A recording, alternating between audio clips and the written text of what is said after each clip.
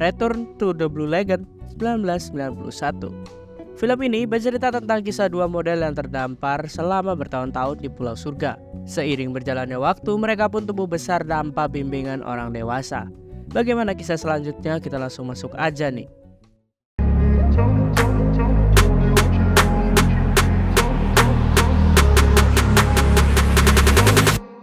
Film dimulai ketika sebuah kapal besar sedang menemukan perahu kecil terombang-ambing, di mana di situ terdapat 3 penumpang. Namun diantaranya 2 penumpang itu adalah seorang dewasa yang udah wafat. Anehnya, seorang bocil masih hidup di antara kedua jenazah tersebut. Kemudian mereka pun mengubur jenazah tersebut dengan cara menenggelamkannya ke dasar laut. Mereka semua sepakat memberikan nama bayi laki-laki itu bernama si Doni. Doni kemudian diserahkan kepada wanita yang bernama Mawar, yang sebelumnya telah memiliki seorang bocah perempuan bernama Ayu.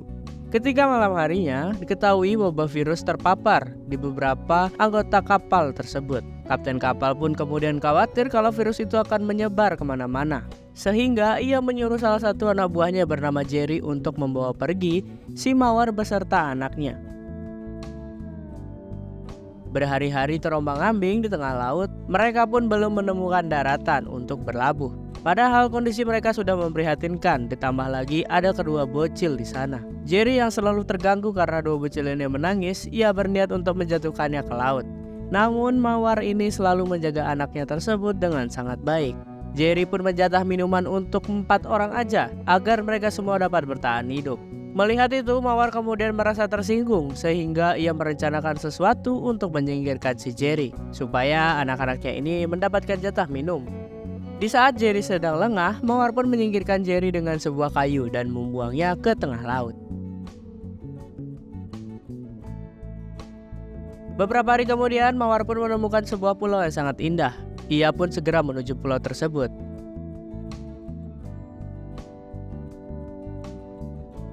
Setelah itu, Mawar mendirikan sebuah tenda, yang mana dibuat dari kain layar kapal kecil yang mereka tumpangi. Kemudian di dekat tempat peristirahatan, Mawar bergegas mencari persediaan untuk makanan. Mawar dan anak-anaknya pun menemukan air, buah-buahan, dan juga umbi-umbian. Tak lama kemudian hujan pun turun, disertai dengan angin yang sangat kencang yang membuat memporak-porandakan tenda mereka. Keesokan harinya, Mawar pun berencana untuk mencari tempat yang lebih aman untuk mereka.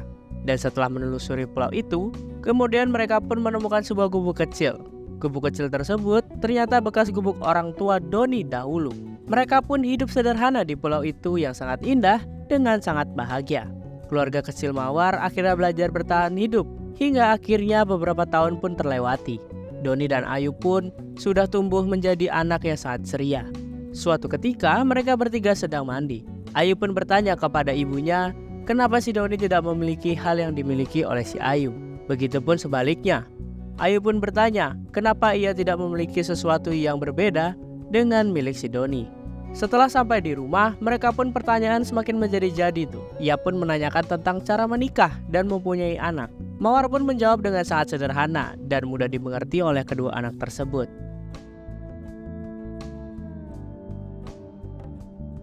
Saat sedang badai, tiba-tiba atap gubuk mereka bocor karena tertimpa batang pohon kelapa. Mawar pun langsung memperbaiki atap rumah tersebut.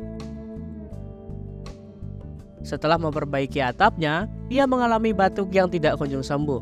Ayu dan Doni pun terus khawatir dan langsung berdoa agar ibu mereka cepat sembuh. Karena tidak kunjung sembuh, Mawar pun menyadari bahwa umurnya sudah tidak lama lagi. Kemudian ia pun berpesan kepada mereka berdua untuk saling melindungi satu sama lain. Mawar juga memberitahu untuk cara memakamkan seseorang. Dan tidak lupa juga Mawar menuliskan doa untuk dibacakan oleh mereka. Dan tak lama kemudian Mawar pun akhirnya menghembuskan nafas terakhirnya. Hari demi hari pun berlalu, kini mereka sudah tumbuh dewasa. Dan di hari itu tepat hari Paskah, mereka pun membuat permainan mereka sendiri dengan menghiasi benda yang mirip seperti telur. Yang kemudian ia pun menyembunyikannya. Siapa yang menang nantinya akan mendapatkan hadiah dari yang kalah. Ayu pun kemudian keluar dari sebagai pemenang. Doni pun harus memberikan Ayu sebuah hadiah. Mereka pun pergi ke sebuah perahu dan Doni pun mulai mencari sesuatu ke dalam laut. Ketika kembali ke atas perahunya, Doni mengeluarkan sebuah kerang yang di dalamnya adalah sebuah mutiara. Ia pun memberikan mutiara itu kepada Ayu sebagai pemenang. Di saat siang hari, Doni yang sedang mencari ikan tak sengaja menemukan ikan hiu. Dan tiba-tiba, Doni pun menangkap hiu itu. Doni bisa menangkap hiu itu karena kecepatan renangnya sangat bagus.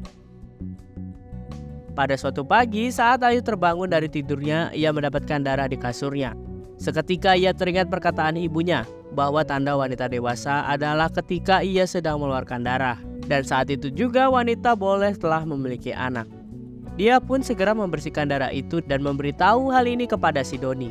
Tapi Doni telah mengetahuinya lebih dulu karena dia melihat selimut Ayu yang sudah memerah. Sejak saat itu Ayu dan Doni pun merasa ada yang berbeda darinya. Doni seringkali terbangun dengan tanggubi yang sangat keras. Sedangkan Ayu juga merasa aneh ketika gulingnya bersentuhan dengan dirinya. Suatu sore ketika mereka sedang berada di pantai, Doni pun mengatakan kepada Ayu bahwa ia ingin menjadi suami istri. Ayu juga ternyata menginginkan hal yang sama. Keesokan harinya mereka pun akhirnya menikah tuh. Dan saling berjanji satu sama lain di hadapan makam ibunya sendiri. Setelah itu kehidupan mereka pun dipenuhi dengan pertunjukan kebahagiaan tuh. Di suatu hari ketika mereka sedang membuat kerajinan tangan, Doni dan Ayu pun dikejutkan dengan kemunculan sebuah kapal yang sangat besar. Mereka pun melihat hal itu bersembunyi karena ia ketakutan.